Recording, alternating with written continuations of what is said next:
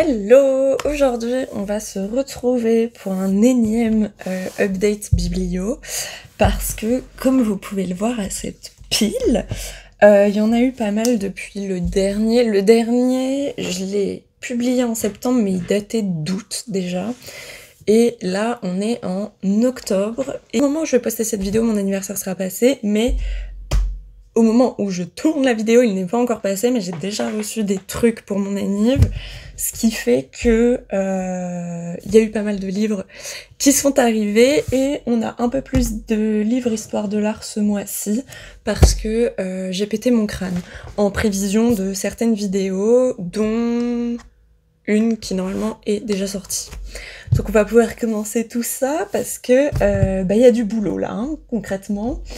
On va commencer avec un catalogue d'expo qui s'appelle Sous le regard de Méduse, qui était une exposition, j'espère que c'est bien cadré, une exposition qui a eu lieu à Caen l'année dernière, si je dis pas de bêtises, et qui revenait sur la figure de Méduse, et exposition que j'ai pas pu visiter. Et évidemment, c'était le sujet de l'analyse pour Halloween, la tête de Méduse de Rubens. Donc, allez la voir si vous ne l'avez pas vue. Mais du coup, dans ce catalogue d'expo, on va revenir sur la perception de Méduse, l'histoire de Méduse et ses représentations à travers les siècles de l'Antiquité jusqu'à nos jours, ce qui est super intéressant parce que forcément la perception qu'on va avoir de ce mythe va changer au fur et à mesure. Par exemple, aujourd'hui, Méduse, c'est une figure qui est totalement réinterprétée et réapproprié par les mouvements féministes, par exemple, de par l'histoire de Méduse. Ça va revenir aussi sur les différentes versions qui ont pu sortir pendant l'Antiquité, parce que comme d'habitude, avec un mythe antique, il y a 36 milliards de versions. Non, franchement, hyper intéressant.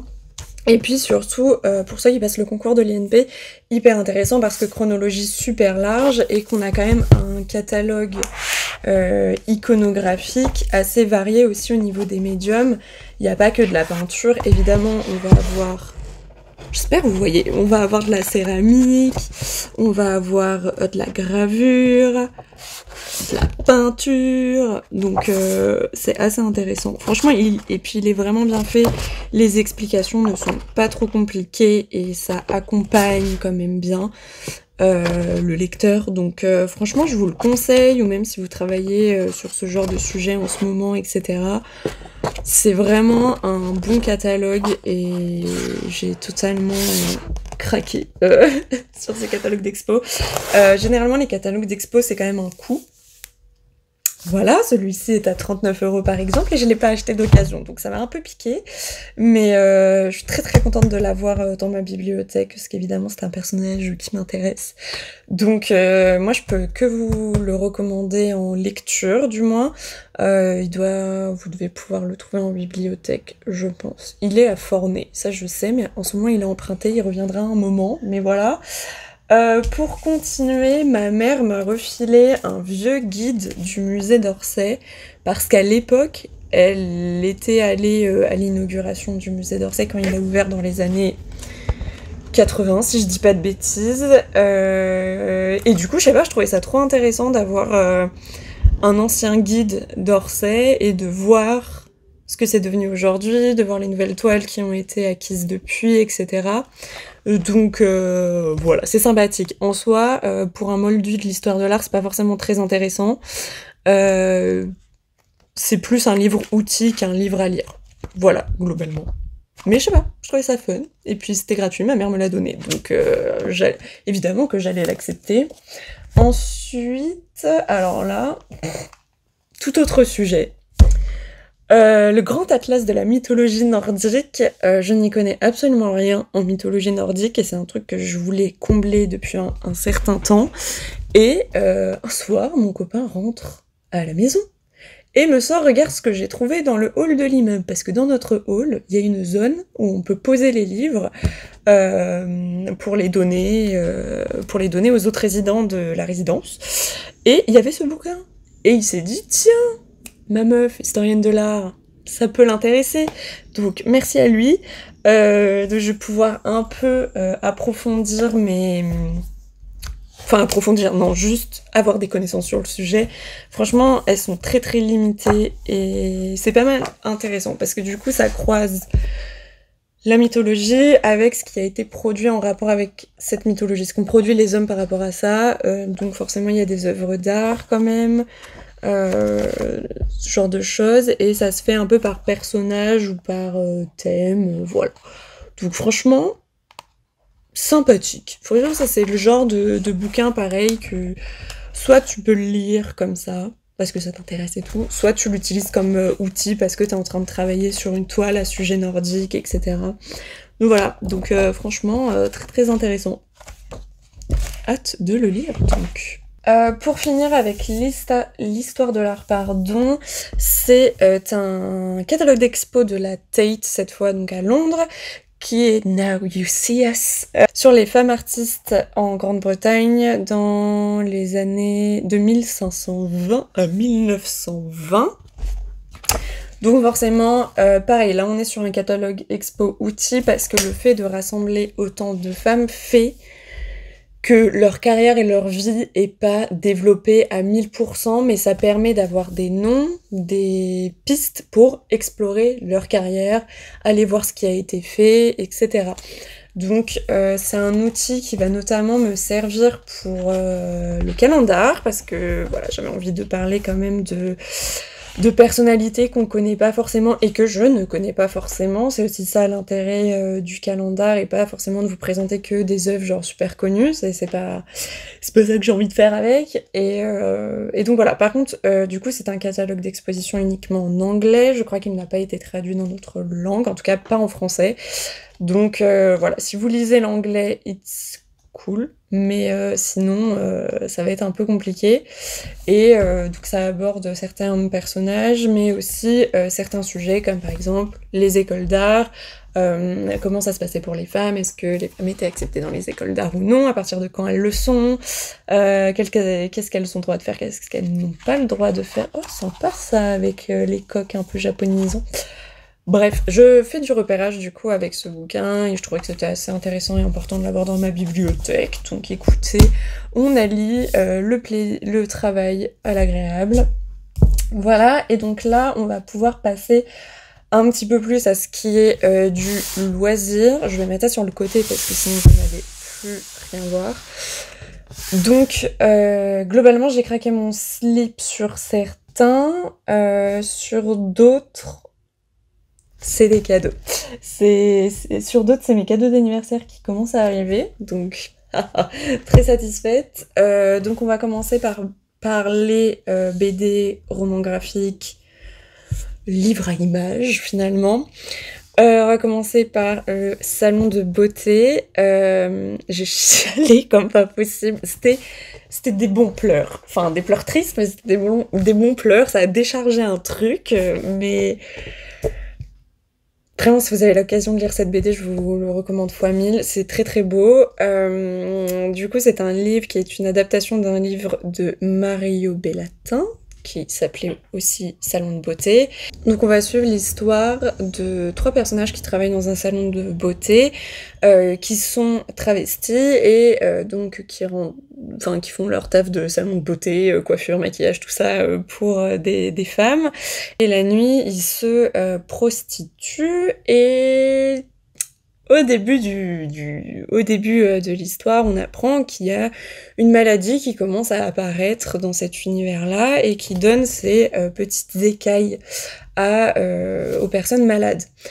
Évidemment, le parallèle est très très vite fait et on comprend très vite que ça parle de la crise du VIH.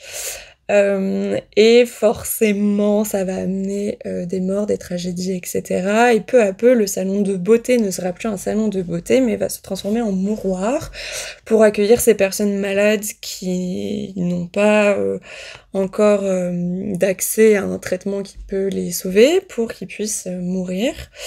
Et donc, c'est ce personnage sur la couverture qui va gérer un peu ce mouroir, qui va pas forcément, prendre soin de ces personnes-là, mais en tout cas va fournir nourriture, un minimum d'hygiène, etc. Et ces personnes vont pouvoir mourir à l'abri des regards. Donc ça parle un peu de ça, c'est pas forcément la BD la plus fun au monde, mais curieusement, je dirais pas non plus que c'est une BD à ne pas lire si on va pas bien, parce que... Donc ça c'est un de mes cadeaux d'anniv que je voulais vraiment absolument lire, donc je l'ai reçu, j'étais trop heureuse, du coup je me suis dit je vais le lire tout de suite, j'ai chialé toute ma lecture, enfin pas toute ma lecture, mais une bonne partie, et les planches sont juste trop belles, genre... Au début, tu vois, la maladie n'est pas encore là, on a quand même de très belles couleurs, et plus la maladie approche, et plus, voilà, ça va être moins fun, on est beaucoup moins saturé au niveau des couleurs, etc., si ce n'est au niveau des écailles, qui, étrangement, rend la maladie très belle, parce que ça fait des espèces de paillettes sur les corps, etc., des corps qui sont totalement en train de se transformer un peu, tout simplement en cadavres. Bref, mais je ne peux que vous la conseiller. C'est très bien écrit aussi. Et ouais, j'ai vraiment... Vraiment, comment expliquer? C'est pas des personnages qu'on connaît... On connaît pas forcément leur background avant d'arriver dans le salon de beauté, etc. On connaît pas toute leur vie, on connaît pas, je sais pas, leur relation à leurs parents, frères et sœurs, on connaît pas leur histoire avant ce salon de beauté. Mais pour autant, on arrive quand même à s'attacher vite à ces personnages, et donc quand il se passe certaines choses... C'est compliqué, mais vraiment, la patte graphique est aussi superbe, et voilà, j'aimerais vous montrer des planches qui vous spoilent pas trop. Est-ce que ça vous spoil, ça? Je ne sais pas, non, mais regardez, ça, déjà, moi je vois de la végétation par-dessus les cases, moi je suis contente, genre, c'est trop mignon. Et ouais, il va se passer pas mal de choses. Cette double planche, par exemple, elle est très belle. Enfin bon, bref, je ne vous en dis pas plus. C'est une BD à pas forcément mettre dans toutes les mains, dans le sens où c'est une maladie qui est quand même liée au sexe, donc il y a des scènes explicites. Pour autant, je les ai pas trouvées genre hardcore, vulgaires ou quoi. Mais juste voilà, pour prévenir, genre... Ne donnez peut-être pas cette BD à votre petite sœur, petit frère de 10 ans, par exemple. Et puis, je peux que vous le recommander. C'est vraiment... Je suis trop contente de l'avoir dans ma bibliothèque, en vrai. Je sais pas si j'en ai assez bien parlé pour vous donner envie d'aller la lire, mais vraiment, je pense que c'est un de mes coups de cœur lecture là, de ces derniers mois, si ce n'est de cette année. Donc vraiment, je vous la recommande à 1000%. Et j'ai totalement oublié de vous dire, je n'ai pas lu le roman original, donc je ne saurais pas vous dire si c'est une bonne adaptation ou pas. En tout cas, moi, ce que j'ai lu là et ce que j'ai vu, ça m'a totalement plu. Et pourquoi ce parallèle avec les poissons? Parce que c'est un salon de beauté où il y a un aquarium dedans. Enfin bon, bref. Mais ouais, franchement, je peux que vous la recommander. Elle était vraiment superbe. Ensuite, en ce moment, je suis en train de lire un manga qu'il faut que j'aille chercher parce que du coup, il est pas là. J'en suis même pas à la moitié, mais c'est du coup My Dear Detective. On est dans le Japon des années 20. Donc c'est un Japon qui a rencontré la culture occidentale et qui a un peu...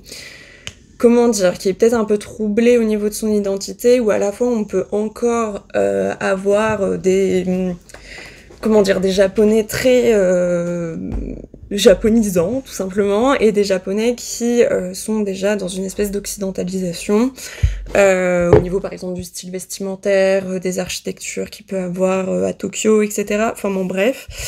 Et du coup, on va suivre cette jeune femme, j'ai pas retenu les noms. Je préviens tout de suite, comme d'habitude, je ne retiens jamais les prénoms de personne. Donc on va suivre cette jeune femme qui rêvait de devenir policière, mais on lui a clairement fait comprendre que t'es une meuf, donc c'est dead, genre tu peux pas être policière, genre non. Et elle a quand même réussi à devenir détective privée, donc elle enquête, voilà, pour des particuliers, pour des affaires de tromperie, de disparition, de perte d'objets, enfin des trucs un peu banals. Donc voilà, et lors d'une de ces affaires, elle va rencontrer ce jeune homme. Bon, c'est un peu un personnage cliché, dans le sens, le jeune homme un peu arrogant, qui a un peu une longueur d'avance sur tout, etc. Enfin, je pense que vous voyez ce genre de personnage, donc hâte de voir comment ça va se développer, parce que je sens qu'il va me saouler. Mais j'attends de voir s'il va me saouler ou pas, voilà. Du coup, là, c'est chapitré comment dire, en gros, un chapitre égale une affaire pour le moment, donc là j'en ai vu une complète, qui était, ma foi, très sympatoche, très très sympatoche en vrai. Et je m'attendais pas à avoir ces sujets-là dans des mangas, par exemple, notamment certains sujets abordés dans la première affaire. Je m'y attendais pas, j'avoue, j'ai été un peu en mode « Oh waouh, ok, on commence à arriver à des sujets comme ça dans les mangas, cool ». Et ça parle aussi un petit peu de la place de la femme dans la société japonaise des années 20. Je vais essayer de vous retrouver une... Voilà, je vais essayer de vous retrouver une planche. Donc là, clairement, vous voyez le devant de chez la dame, où il y a marqué « Ne volez pas le travail des hommes, les femmes à la maison, abat les femmes actives, sauver la famille, etc. » Ça m'étonnerait pas que ce soit quelque chose qui soit passé historiquement au Japon. J'avoue que j'aimerais un peu plus diguer sur cette période que je connais moins pour le Japon. Mais du coup, oui, c'est une femme active et du coup, elle est perçue comme en train de voler un job qui serait pour un homme. Donc voilà, mais elle est soutenue par son boss, on va dire, son boss qui est un espèce de petit papy gâteau avec son chat très mignon au passage. Et je pense pas que ça va être un manga, évidemment, essai sur la place de la femme au Japon dans les années 20, évidemment, mais c'est le genre de lecture que je cherchais, un peu sympatoche, un peu enquête, et les mangas, ça fait très très très longtemps que je n'en ai pas lu en papier, donc là, je l'ai trouvé d'occasion, donc j'étais fort heureuse. Donc ça, c'est fini pour le graphique. Et on va pouvoir passer du coup au bouquin. Alors, attendez. On va faire ça logiquement. Donc, j'ai chopé, parce que je suis un gros pigeon comme d'habitude, j'ai chopé la saga Les Couronnes de Nyaxia, donc le serpent et le descendant de la nuit, et le roi maudit et la couronne sanglante qui est le tome 2, parce que ils sont beaux. Ça parlait de vampires, et j'étais en mode « Ah, trop bien pour l'automne !» J'ai commencé à lire l'extrait feuilletage Fnac, mais j'ai pas encore digué là-dedans, vu que quand je taffais, je n'avais pas le temps de lire, en fait, j'étais juste dead. Mais globalement, ça parle d'une jeune fille qui a été une jeune fille mortelle, qui a, pour on ne sait quelle raison, pas été exterminée par des vampires qui ont décidé de l'adopter. Et donc elle grandit dans un monde qui n'est pas fait pour elle, entre guillemets. Un peu comme... je trouve que ça avait des ressemblances un peu de Jude mortel dans un monde de failles, dans Le Prince Cruel. C'est un peu cette vibe-là. Sauf que là, va avoir un espèce de combat, je sais plus quoi. Voilà, et là, elle va devoir participer au Kejari. Voilà, qui est un tournoi légendaire organisé par la déesse de la mort. Du coup, elle va devoir affronter les plus grands guerriers, évidemment, venus des différentes maisons vampiriques. Et donc, elle veut absolument gagner ce tournoi. Je sais pas quelle est la récompense, vu que je n'ai pas encore lu encore, ou si c'est juste pour prouver que même si elle est mortelle, elle peut défoncer des vampires. Voilà, et je crois que son père adoptif est le roi de sa maison vampirique, ou quelque chose comme ça. Bref, en tout cas, ça me parlait, c'était très vibe automne et tout, j'avais bien envie de lire ça, et je crois qu'on est sur de la romantasy, donc à un moment donné il va y avoir de la romance, je pense, et ma foi, je prends. Ensuite, nous allons continuer encore sur un tournoi un peu combat, etc. C'est la saga Light Lark.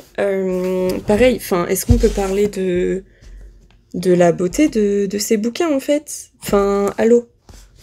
Bref, gros pigeon que je suis, mais lui, je l'ai eu d'occasion et à un très très bon prix, donc ça, je suis très fière de moi. Mais du coup, Light Lark, donc on va suivre le personnage de... Je ne sais pas comment elle s'appelle, il n'y a pas son nom marqué derrière, super. Mais en gros, elle fait partie... Comment dire? C'est un monde qui est régi en différents royaumes. Chaque royaume s'est vu attribuer une faculté, mais par cette attribution de faculté, une malédiction vient avec cette bénédiction, on va dire. Et si on veut pouvoir annuler cette malédiction... Donc, avant d'être interrompue, je disais que tous les 100 ans, il y a une île qui émerge dans ce monde, et cette île sera le lieu d'un Hunger Games, genre, un peu, d'une bataille, on va dire, entre ces différents peuples, et celui qui gagne se verra enlever la malédiction de son peuple. Et le personnage principal féminin qu'on suit, elle est issue d'un peuple qui vraiment galère avec sa malédiction, et c'est un peu les plus défavorisés à ce niveau-là, et elle porte un peu tout l'espoir de son peuple qui espère un jour pouvoir se débarrasser de cette malédiction et de pouvoir vivre un peu plus sereinement. Donc voilà, donc franchement ça me disait bien. Pareil, j'avais commencé à lire le feuilleté là de la Fnac, et ça me disait bien. Je crois que j'avais un ch'touille commencé à lire quand même, mais voilà, ça sera pour ma période de non-mission. Et puis là, comme je vais partir en voyage et tout, peut-être que j'en emporterai un avec moi, un ou deux. Peut-être pas, parce qu'ils sont quand même gros, donc je sais pas, mais j'avancerai dans mes lectures, j'essaierai, en tout cas. J'aurai quand même de l'avion et du train à prendre, donc j'aurai le temps. Ensuite, on continue avec Dark Rise, que je voulais en version collector, et qui pendant un moment n'était plus édité, je crois, en tome 1. Et je l'ai trouvé d'occasion, donc il est un petit peu abîmé, mais franchement, ça va. Donc Dark Rise, pardon, donc c'est de la même autrice, si je dis pas de bêtises, que Le Prince Cruel, que je n'ai toujours pas fini. Un jour, je finirai mes livres, vous inquiétez pas, un jour. Faut juste que j'arrête d'en acheter de trop, mais c'est un autre sujet. Et du coup, on va être dans un univers qui m'a l'air un petit peu sombre, où, comment dire, il y a une bataille entre l'ombre et la lumière, et le roi des ombres risque de ressurgir, ce qui serait une catastrophe. Tout le monde semble un petit peu avoir oublié ce qui s'est passé les décennies, les siècles précédents quand il régnait, et on a une famille qui forme siècle par siècle ses descendants et des personnes pour lutter contre ça. Bref, c'est ce que j'ai compris en tout cas. Et j'ai vu quand même pas mal de bonnes critiques, de bons retours, et il est souvent cité, j'ai l'impression. Donc je me suis dit, pourquoi pas, et je suis pas sûre, mais je crois qu'il n'y a pas de romance, mais je suis pas sûre. Donc vérifiez, si vous cherchez un truc sans romance, en tout cas, s'il n'y a pas de romance, ça m'arrangerait, parce que j'ai déjà pas mal de romantaisie à lire. Donc voilà, et on continue avec de la romantaisie. Donc ça, pareil, je l'ai eu pour mon anniversaire, il est arrivé un ch'touille abîmé, pardon, mais ce n'est pas grave. C'est Assistant to the Villain, qui, je sais pas, j'aime trop, il y a trop une vibe grimoire médiéval Disney, que j'aime bien. Franchement, je le trouve sympatoche. Et il m'a été vendu un peu comme un livre quand même sympa, avec de l'humour et tout. Donc je me suis dit ça pouvait être cool de lire, et puis il est pas trop gros comparé aux briques là que je vous ai montré, mais je crois que ces briques là sont écrits quand même assez gros. Donc on va suivre une jeune femme qui va se retrouver au service d'un grand vilain, d'où le titre, qu'elle déteste je crois, mais elle va quand même se retrouver à travailler avec lui. I don't know, et c'est vraiment le cliché du grand vilain qui tranche des têtes, etc. Je sais pas si c'est très graphique, ce qui me dérangera pas, je vous dirai une fois que je l'aurai lu, mais il m'avait l'air sympatoche, et j'avais vu aussi des gens dire qu'il y avait une vibe un peu Shrek et tout, du coup j'étais en mode je suis vendue. J'espère qu'ils ont pas menti, parce que j'y tiens beaucoup à cet aspect-là qu'on m'a vendu, donc voilà, grave hâte de le lire. Je pense peut-être que c'est lui que je vais transporter. Je sais pas. Parce que, bon, j'ai pas envie de l'abîmer non plus. Mais voilà pour cette update biblio. Je pense qu'il y en aura d'autres là. Parce que ça, là, c'est un de mes cadeaux d'anniv que j'ai pas le droit d'ouvrir avant le jour de mon anniv. Qui me nargue là tous les jours comme ça. Donc, il y aura sûrement des choses encore qui vont arriver. Je regarde si j'ai rien oublié. Mais c'est bon pour cet update biblio, qui est déjà, je pense, assez long. Nous, on se retrouvera pour une vidéo la semaine prochaine. Salut!